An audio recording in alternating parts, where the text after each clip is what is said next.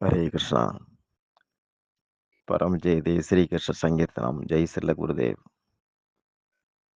இன்றைக்கு பகவான் ஸ்ரீ ஜெகநாத், பலதேவ், சுபத்ரா 3 பேருக்கும் இன்றைக்கு தேரோட்டம் நடக்க இருக்கிறது.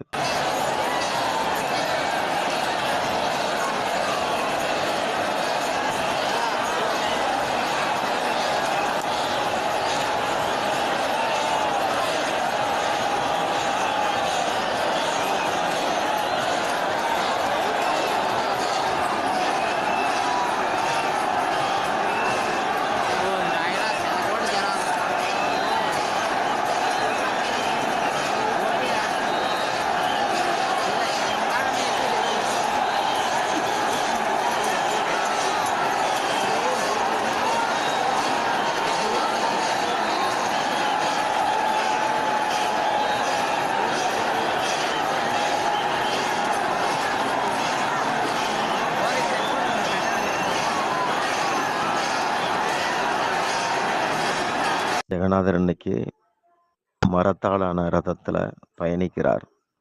மாபெரும் திருவிழா.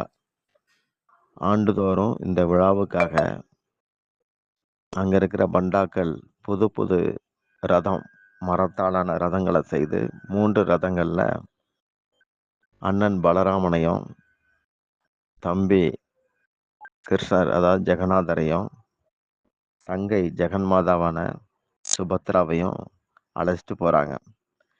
இது பிரபஞ்ச அளவிலான ஒரு திருவிழா. துவாரகையிலிருந்து கிருஷ்ணர் பிருந்தாவனம் பயணிக்கிறத இந்த நிகழ்வு குறிக்கிறது. நீலாச்சல் அப்படிங்கிற பகுதி, அது துவாரகைக்கு நிகர். அங்கிருந்து பகவான் சுந்தராச்சல் அப்படிங்கிற பிருந்தாவனத்துக்கு நிகரான பகுதிக்கு பயணிக்கிறார். கோடிக்கணக்கான மக்கள் கூடியிருந்து ஹரிநாம கோஷத்தோட பகவானை அழைச்சிட்டு போறாங்க. அவருடைய பணிபுரியும் இடத்துல இருந்து சொந்த இல்லத்துக்கு அவர் போகிறார்.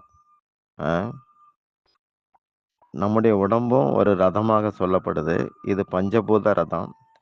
இதுல பகவான் அமர்ந்திருக்கிறார்.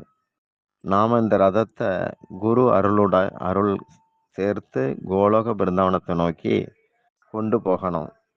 அதுக்காகவே இறைவன் நமக்கு சைத்தன்ய மகாபிரபா இந்த ஹரே கிருஷ்ண மகாமந்திரத்தை அருளி இருக்கிறார். குரு அதை நமக்கு சிபாரிசு பண்றார்.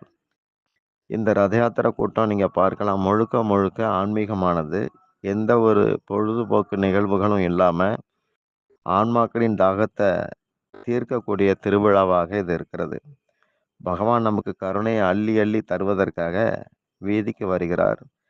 2 கரங்களையும் நீட்டி நம்ம எல்லாம் ஆலிங்கனம் பண்ண தயாரா வர்றார். அவரது கருணையை பெற நம்ம தகுதி உடையவனாக ஆக்கிக்கணும். இந்த தகவலை சில பக்தி விபூத போதையன் கோஸ்வாமி மகாராஜ் கொடுத்திருக்கிறாங்க.